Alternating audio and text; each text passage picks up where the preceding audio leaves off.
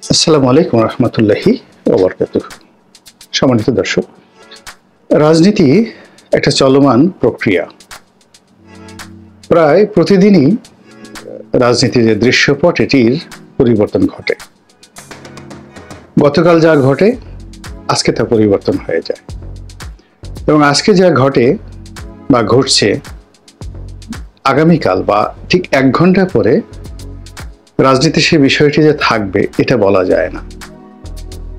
তো এই কারণে হয় কি, যারা রাজনীতির সচেতন ব্যক্তি তাদের 5টি যে ইন্দ্রিয় রয়েছে, পঞ্চ ইন্দ্রিয়, এটি সব সময় জাগ্রত রাখতে হয় এবং প্রতি মুহূর্তে স্থান কাল পাত্রভেদে সিদ্ধান্ত পরিবর্তন করতে হয়, গতিপথ পরিবর্তন করতে হয়। কারণ কি? কারণ হলো মানুষের যেগুলো চিন্তা চেতনা, যেটাকে বলা হয় ব্যবহার, বিহেভিয়ার, সেই বিহেভিয়ারগুলোর মধ্যে সবচেয়ে অভিজাত, সবচেয়ে জটিল এবং সবচেয়ে কুটিল যে ব্যবহার সেটি হলো রাজনৈতিক যে আচরণ, সেটি পলিটিক্যাল বিহেভিয়ার। তা আমাদের দেশে এখন শেখ হাসিনার যে পতন হলো সেটি হলো তিনি কতগুলো বিষয়ে একেবারে খুবই কঠোর অবস্থানে ছিলেন। মানে পূর্ব দিকের যে চাঁদ বা সূর্য যেটা উদিত হয়, সেটি যদি পশ্চিম দিকেও নিয়ে যাওয়া হয় তবুও তিনি তার সিদ্ধান্ত পরিবর্তন করতে রাজি ছিলেন না। যে সকল কারণে তার পতন হয়েছে এবং তিনি জিয়াউর রহমান সাহেব সম্পর্কে, তারেক রহমান সাহেব সম্পর্কে, বেগম জিয়ার সম্পর্কে অত্যন্ত কঠোর ছিলেন। মানুষকে গালাগালি করা, মানুষকে ছোট ভাবা, এসব তার চরিত্রের মধ্যে ছিল না। বিনয়ী হওয়া, তিনি পারিবারিকভাবে ভালো ব্যবহার করতেন অনেকের সঙ্গে, কিন্তু যেটিকে বিনয়ী হওয়া বলা হয়, ভদ্রতা বলা হয়, গ্রেটফুলনেস যেটিকে বলা হয়, কৃতজ্ঞ থাকা, এই বিষয়গুলো তার মধ্যে কম ছিল। ফলে এই স্বাধীন বাংলাদেশে শেখ হাসিনার অবস্থা কি হয়েছে এটা আপনারা খুব ভালো করে জানেন। একইভাবে আগের যে দিনগুলো, যখন হাওয়া ভবন ছিল, হাওয়া ভবনের সঙ্গে খাম্বা ছিল এবং এই খাম্বার সঙ্গে যারা জড়িত ছিল তাদের যে উদ্যত আচরণ, লোভ, লালসা, কামনা বাসনা জনাব তারেক রহমানকে কি পরিমাণ বিপদে ফেলেছে, বেগম খালেদা জিয়াকে কি পরিমাণ বিপদে ফেলেছে এবং বিএনপিকে কি পরিমাণ বিপদে ফেলেছে, এটি বিএনপি ক্ষমতা হারানোর পর থেকে আজ অবধি হাড়ে হাড়ে টের পাচ্ছে। এবং বিএনপির মধ্যে যে একটি মন্দ চক্র আছে, দুর্নীতিবাদ চক্র আছে, তারা আগস্ট মাসের 5 তারিখ থেকে আজকের দিন পর্যন্ত যে যার মতো করে একেবারে হরিলুট করার যে মহোৎসবে তারা মেতে উঠেছেন। তার ফলে এই দলটি আগামী দিনগুলোতে যে কি বিপদে পড়বে সেই বিষয় নিয়ে কথা বলতে যাচ্ছি। মূলত একটা বিখ্যাত কথা আছে, আনফিনিশড রেভলিউশন, অসম্পূর্ণ বিপ্লব। বাংলাদেশের একটা বুদ্ধিজীবী, তারপরে তথাকথিত এলিট, তারা দীর্ঘদিন ধরে রাজনীতিকে পছন্দ করছেন না। তাদের ধারণা রাজনীতিবিদরা কিছু বোঝেন না, এরা চরিত্র বলতে এদের কিছু নেই ইত্যাদি নানা কারণে সমাজের একটা বিশেষ গোষ্ঠীকে, এলিট শ্রেণীকে রাজনীতির মধ্যে আনার জন্য অনেক দিন থেকে একটা বিপ্লব ঘটানোর তারা চেষ্টা করে আসছিল। নেতৃত্বে কারা? প্রথম আলো, ডেইলি স্টার, মাহফুজা আনাম, মতিউর রহমান এবং এদেরই নেতা হিসেবে ১/১১ সেই সময়টিতে মঈনুদ্দিন ফখরুদ্দিনের উপরেও ছিলেন ডক্টর মোহাম্মদ ইউনূস। তো সেই বিএনপির পতনের পর ১/১১ যে প্রেক্ষাপট, সেই প্রেক্ষাপটটি আসলে বাস্তবায়ন করা যায়নি।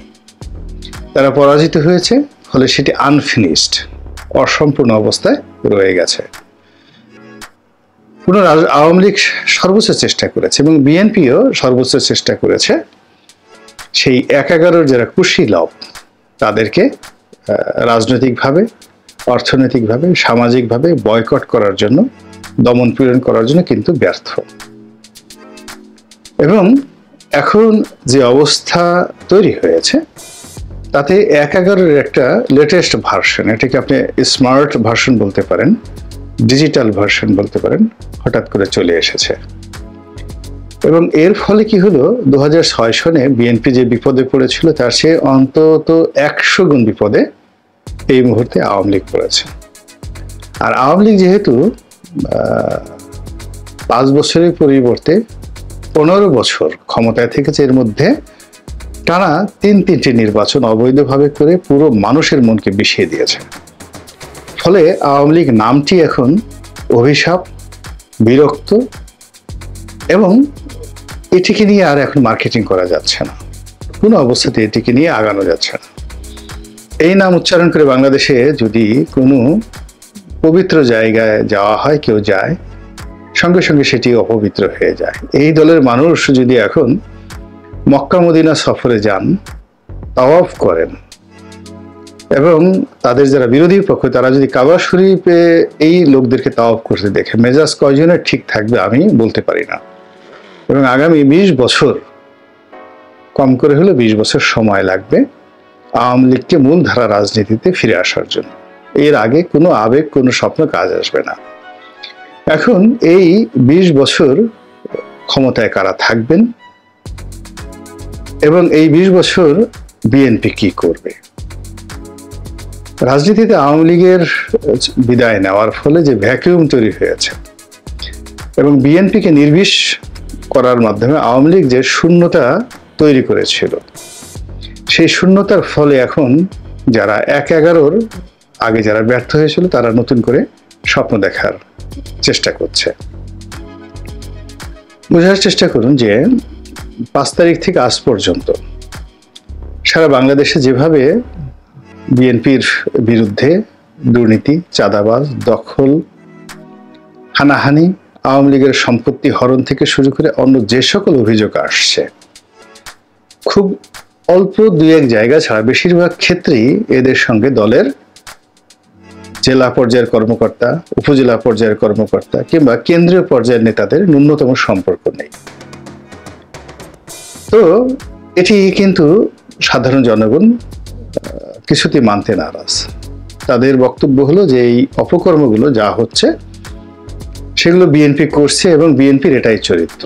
ক্ষমতা পায়নি, কোনো কিছু পায়নি, এর মধ্যে যদি এখন তারা এমন করে তাহলে আগামী দিনগুলোতে তারা যদি ক্ষমতায় আসে তাহলে তারা এই জাতির উপর কিভাবে চেপে বসবে এবং এই জাতির দুর্ভোগ দুর্দশা কিভাবে বাড়িয়ে দেবে, এই বিষয়গুলো নিয়ে কিন্তু ইতিমধ্যে আলোচনা শুরু হয়ে গেছে। এবং এই ঘটনা যদি মোটামুটি মাসখানেক চলতে থাকে তাহলে বিএনপির আর আওয়ামী লীগের মধ্যে নীতিগতভাবে জনমনে তেমন কোনো পার্থক্য থাকবে না। এখন বিএনপি যারা নেতৃবৃন্দ রয়েছেন তারা কিন্তু বুঝতে পারছেন, কিন্তু প্রাণান্ত চেষ্টা করেও এই যে একটা সাংগঠনিক যে ভিত্তি দরকার যার মাধ্যমে তারা তৃণমূলের এই অবস্থা নিয়ন্ত্রণ করবেন, সেটি এখন তারা পারছে না। বেগম জিয়া অসুস্থ, তারেক রহমান সাহেব দেশের বাইরে, এবং তিনি এখনো পর্যন্ত পরিস্থিতি আন্দাজ করতে না পারার কারণে তার যে মামলা বা সাজা, এই বিষয়গুলো মাথায় রেখে তিনি হঠাৎ করে বাংলাদেশে আসবেন আর রাজনৈতিক নেতৃত্ব গ্রহণ করবেন, এই ভরসাটুকু তিনি পাচ্ছেন না। এমনকি তার নিজের দলের যারা নেতাকর্মী রয়েছেন, শীর্ষ নেতৃবৃন্দ, তারা যে আবার আগের মতো অনেকেই, সবাই না, অনেকেই 1/11 কুশীলবদের মতো এই বেগম জিয়ার পরিবার, জিয়া পরিবারের বিরুদ্ধে যাচ্ছে না, দালাল হচ্ছে না, দোসর হচ্ছে না, এই বিশ্বাসটা তারেক রহমান সাহেব এখনো কিন্তু অর্জন করতে পারেননি। আবার অন্যদিকে এখন সরাসরি তারেক রহমান সাহেব এই সময়টিতে মাঠে না থাকার কারণে এখানে যে বিশৃঙ্খলা দেখা দিয়েছে, যেটি হয়তো আওয়ামী লীগ জমানাতে তিনি দূরে বসে নিয়ন্ত্রণ করতে পারতেন। এর কারণ হলো প্রতিপক্ষ ছিল ছাত্রলীগ, যুবলীগ, আওয়ামী লীগ। আর এখন কোনো প্রতিপক্ষ না থাকার কারণে পুরো ফাঁকা মাঠে আওয়ামী লীগের অবর্তমানে বিএনপি নেতাকর্মীরা যেভাবে পালে হাওয়া লাগিয়েছে, গায়ে বাতাস লাগাচ্ছে, এটা লন্ডনে বসে তারেক রহমান সাহেবের পক্ষে নিয়ন্ত্রণ করা সম্ভব নয়। ফলে যা হবার তাই হচ্ছে। দ্বিতীয়ত, বেগম জিয়া জেল থেকে বেরোনোর পর, মুক্তি পাওয়ার পর তার মামলা মোকদ্দমাগুলো এখন কোন পর্যায়ে আছে, সাজা কোন পর্যায়ে আছে আমরা জানি না। কিন্তু চলাফেরা করা, রাজনীতি করা, তার যে বয়স বা তার যে শারীরিক অবস্থা, আওয়ামী লীগ তাকে যেভাবে ধ্বংস করে দিয়েছে, তার শরীরে স্লো পয়জনিং হয়েছে কিনা এটাও আসলে দেশের বাইরে নিয়ে পরীক্ষা নিরীক্ষা করা দরকার। কিন্তু তাকে কেন্দ্র করে একটা চক্র আলটিমেটলি দাঁড়িয়ে গেছে এবং এই চক্রটি দলীয় রাজনীতিতে সরাসরি তারেক রহমান সাহেবের বিরুদ্ধ পক্ষ এবং তারেক রহমান সাহেবের নেতৃত্ব দলের মধ্যে এই দলের যারা বেগম জিয়াপন্থী তাদের সঙ্গে চ্যালেঞ্জ জানিয়ে দলের মধ্যে তারেক রহমানের স্বার্থ সংরক্ষণ করার মতো মেধাবী, যোগ্যতম, যাকে বলা হয় ড্যাশিং হিরো, এরকম কোনো নেতা আমি দেখছি না। এখন আমরা যারা আওয়ামী লীগ থেকে এসেছি, আমি এসেছি, হাবিবুর রহমান হাবিব আসছেন, ফজলুর রহমান সাহেব আসছেন, আমরা কথা বলছি, চটাপট করে কথা বলছি। আমাদের যে রাজনৈতিক অভিজ্ঞতা হয়তো অনেকের চেয়ে ভালো, কিন্তু বিএনপির যে লাইন রয়েছে সেই লাইনে অন্য দল থেকে এসে রাতারাতি দলের গুরুত্বপূর্ণ পদ হোল্ড করে তারেক রহমানকে আফহোল্ড করা, এটি খুব কঠিন একটা বিষয়, সত্যিকার অর্থে কঠিন একটা বিষয়। আবার অন্যদিকে দলের মধ্যে যারা আছেন, একসময় তারেক রহমান সাহেবের কাছের বলে পরিচিত ছিলেন, এদের অনেকেরই ইমেজ নেই, অনেকের চরিত্র নেই, অনেকের বয়স নেই, অনেকে দলের মধ্যে খুবই অজনপ্রিয়। ফলে কি হচ্ছে, তাকে আফহোল্ড করানো যাচ্ছে না। এবং এই যে একটা গ্রেস পিরিয়ড বা ব্রিদিং টাইম বিএনপি পেল, এই সময়টিতে তারেক রহমানের ইমেজ যদি ফিরিয়ে না আনা যায়, কিয়ামত পর্যন্ত আর তাকে রাজনীতিতে জেন্টলম্যান হিসেবে, গুডম্যান হিসেবে প্রতিষ্ঠিত করা যাবে না। This is the right time to make him Angel, a good man. তো সেটা হচ্ছে না। আর সেই সুযোগটি যারা ১/১১ একটা প্রেক্ষাপটে আগে যারা পরাজিত হয়েছেন এবং যারা নতুন একটা পরিস্থিতি তৈরি করার চেষ্টা করছেন, তারা প্রথমত যেটা করবেন, দলের মধ্যে বেগম জিয়াপন্থী, তারেক জিয়াপন্থী এই বিভেদটা প্রবল আকার ধারণ করবেন এবং মা ছেলের সম্পর্কটি নষ্ট করে দেবেন। এবং এখানে বাংলাদেশ তো ছোট রাষ্ট্র, অনেক বেগম জিয়া বা অনেক তারেক রহমান সাহেবের চাইতেও বিখ্যাত পরিবারগুলোতে, রাজ পরিবারে যারা শত শত বছর ধরে সমগ্র ভারত শাসন করেছে, সমগ্র যাকে বলা হয় ইউরোপ শাসন করেছে, এবং তারা কেউ কেউ সর্বকালের সেরা মানবদের মধ্যে অন্যতম। যেমন অটোম্যান সম্রাট সুলতান সুলেমান, তিনি তার নিজের ছেলেকে খুন করেছিলেন, দুজন সন্তানকে তিনি খুন করেছিলেন। তার মধ্যে শাহজাদা সেলিম, আমরা এই বাংলাদেশে যে নাটক হয়েছে সেখানে দেখেছি যে শাহজাদা সেলিম অত্যন্ত জনপ্রিয় ছিলেন, খুবই জনপ্রিয় ছিলেন। 40 বছর বয়সে তাকে তার পিতা মেরে ফেলল। একইভাবে এই পাক ভারতে যেমন